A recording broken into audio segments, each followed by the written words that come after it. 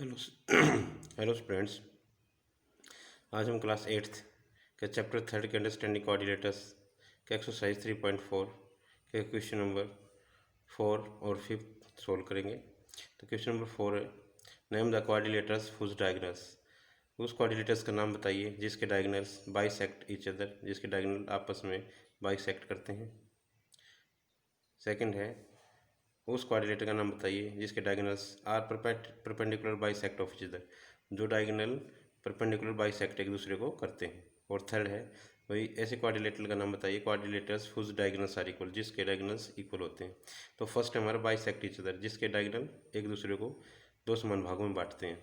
तो दो समान भागों में जो भी कोई हमने इंट्रोडक्शन में जाना था बेटा कि कोई भी पैरेललोग्राम होता है उसके डायगोनल्स क्या करते हैं, एक दूसरे को दो समान भागों में बांटते हैं। तो ये प्रॉपर्टी है पैरेललोग्राम की। तो फर्स्ट हमारा क्या हो जाएगा, पैरेललोग्राम।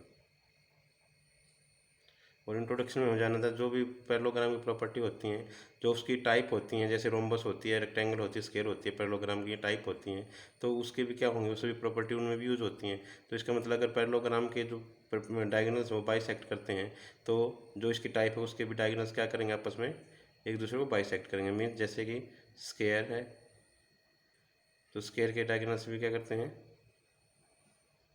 बाइसेक्ट करते हैं। रेक्टेंगल और रोम्बस, इनसे भी डायगोनल्स क्या करेंगे, बाइसेक्ट करेंगे बेटा। सेकंड है, coordinator whose diagonals are perpendicular bisector of each other. ऐसे कोऑर्डिनेटर का नाम बताइए जिसके परपेंडिकुलर बाइसेक्ट करते हैं डायगोनल।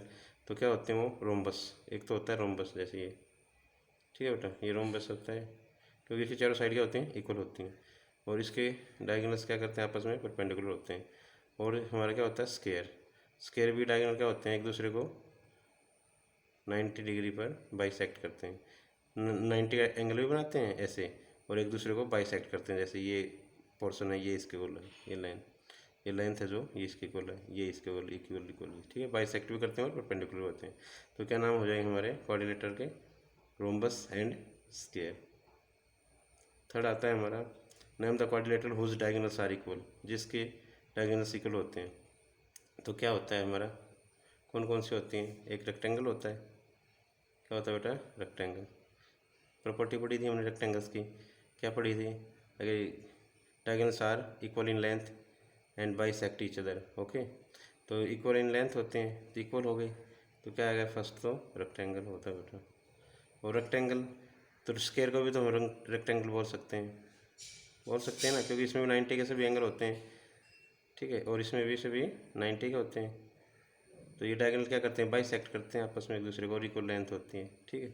तो क्या हो जाएगा, ये भी स्क्वायर भी हो जाएगा हमारे पास, ठीक है। हमारा क्वेश्चन 4 था ये।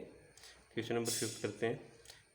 कहता है explain a rectangle is a convex coordinators. कहता है कि एक्सप्लेन कीजिए रेक्टेंगल एक कन्वेक्स कोऑर्डिनेटर है।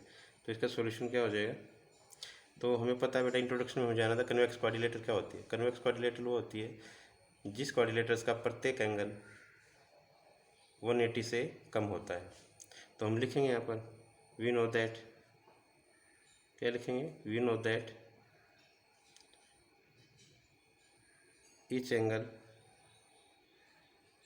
each angle of convex quadrilateral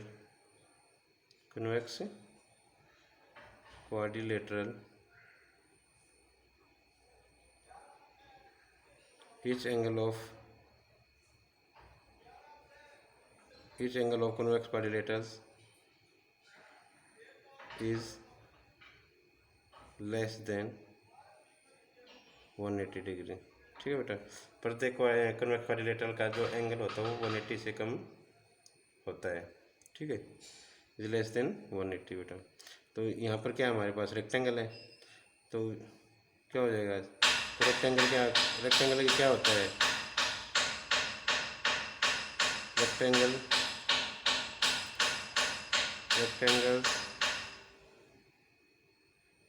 rectangles having all angles are equal,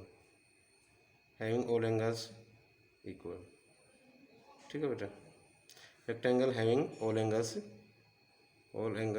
equal, जो रेक्टेंगल है उसके सभी एंगल्स क्या होते हैं, इक्वल। और किसके होते हैं, of measure 90 degree, of measure 90 degree बेटा।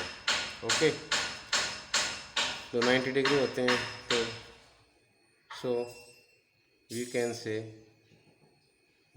से that a rectangle is a convex quadrilateral.